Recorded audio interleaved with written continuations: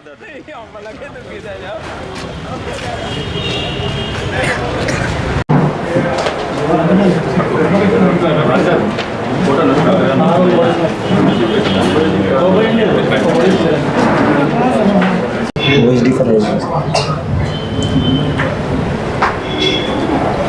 Morning. మనకి ఈ నెల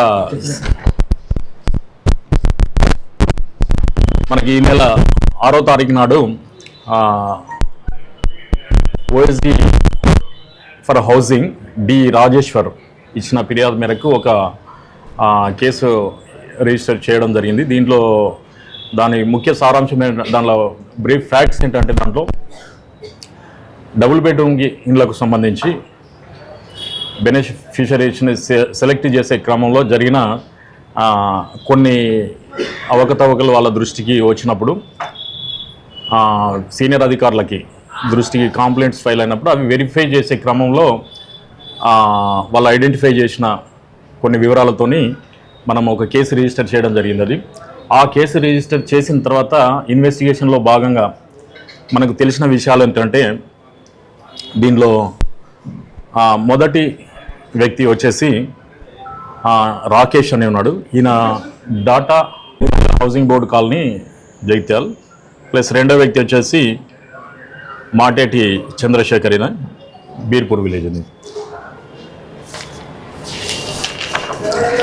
ఈ రాకేష్ అనే వ్యక్తి డాటా ఎంట్రీ ఆపరేటర్గా హౌసింగ్ డిపార్ట్మెంట్లో పనిచేస్తున్నాడు. రెండో వ్యక్తి చంద్రశేఖర్ వచ్చేసి మీ సేవ రన్ చేస్తాడు ఇక్కడ బీర్పూర్లో. దీనిలో జరిగిన విషయం ఏంటంటే, చంద్రశేఖర్ అండ్ రాకేష్ని కలిసి ఇట్లా బెనిఫిషరీస్ ఎంట్రీ చేసేటప్పుడు వీళ్ళ ప్రొసీజర్ ఏముంటుందని అంటే, బెనిఫిషరీస్ ఎవరైతే ఉంటారో మీ సేవ ద్వారా అప్లై చేసుకోవాల్సి ఉంటుంది. ఆ క్రమంలో ఆయన ఎంట్రీ చేసేటప్పుడు ఆయన ఐడియా ఇస్తాడు ఎవరికి, రాకేష్ కదా. ఇట్లా ఎంట్రీ చేసిన వాళ్ళలో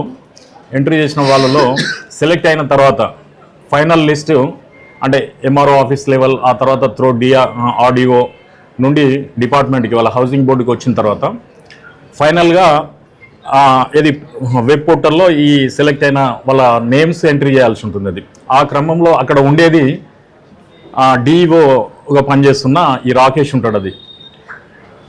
ఇతనికి ఒక సలహా ఇస్తాడు, ఇట్లా కనుక మనము రిజెక్ట్ అయిన వాటి ప్లేసెస్లో నేను కొన్ని నేమ్స్ ఇస్తాను, వాళ్ళ దగ్గర కొంత అమౌంట్ తీసుకొని వీటిని యాడ్ చేద్దామనే సలహా ఇస్తే, దాన్ని దృష్టిలో పెట్టుకొని రాకేష్ ఫైనల్ లిస్ట్ వెబ్సైట్లో ఎంట్రీ చేసే క్రమంలో వీళ్ళు సెలెక్ట్ చేసిన వీళ్ళకి కాంటాక్ట్లో ఉన్న కొన్ని పేర్లు ఇవ్వడం జరుగుతుంది. అవి ఫైనల్ లిస్ట్లో వీళ్ళు యాడ్ చేసి ఆ వెబ్ పోర్టల్లో అప్లోడ్ చేయడం జరుగుతుంటుంది.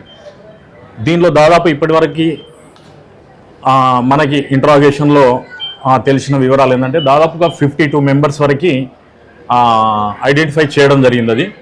వాళ్ళ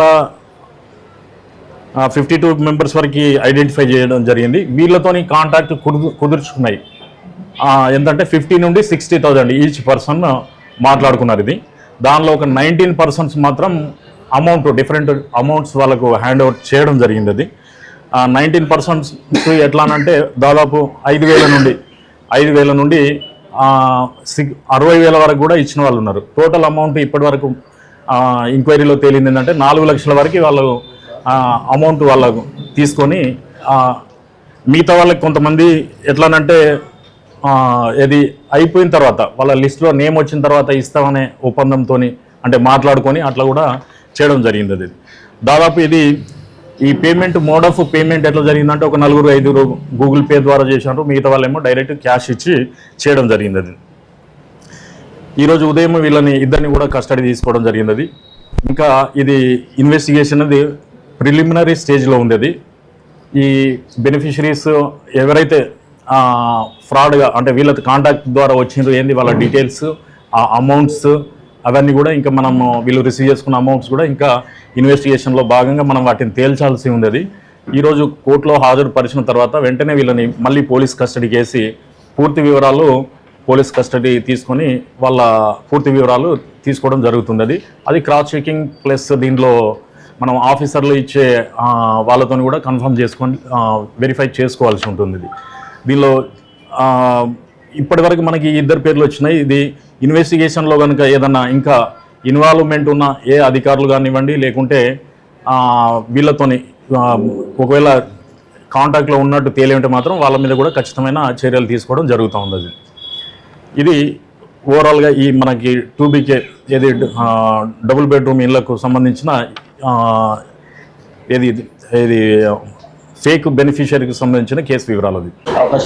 అది ఎస్, దీంట్లో దాదాపుగా అంటే వాళ్ళని అంటే ఇంకా ఎంక్వైరీ చేయాల్సి ఉంది. దీంట్లో మనం చేసి ఉంటే ఓకే, ఇప్పటి వరకు అయితే వాళ్ళు చెప్పిన డీటెయిల్స్ అయితే నోట్ చేసుకున్నాం. ఇప్పటివరకు వాళ్ళు చెప్పినవి మాత్రమే నోట్ చేసుకున్నాం. అది ఇవన్నిటిని కూడా మళ్ళీ క్రాస్ చెక్ చేసుకుంటాం. ఆల్రెడీ ఆఫీసర్లు అధికారులు కూడా దీని మీద వాళ్ళు ఎక్సర్సైజ్ చేసుకుంటున్నారు. అది యాక్చువల్గా దీనికి మూలం ఏంటంటే ఈయన చంద్రశేఖర్ ఇచ్చిన ఒక ఐడియాతోని వీళ్ళు దీనికి స్టార్ట్ చేయడం జరిగింది. అది దాంట్లో స్థానికంగా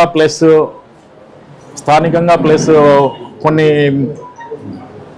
బెనిఫిషియరీ పట్ల సస్పెక్టెడ్ బెనిఫిషియరీస్ ఉండడంతో అధికారులకు ఫిర్యాదు అందడంతో ఇనిషియల్ స్టేజ్లోనే ఇది మనకి ఇది బ్రేక్ చేయడం జరిగింది.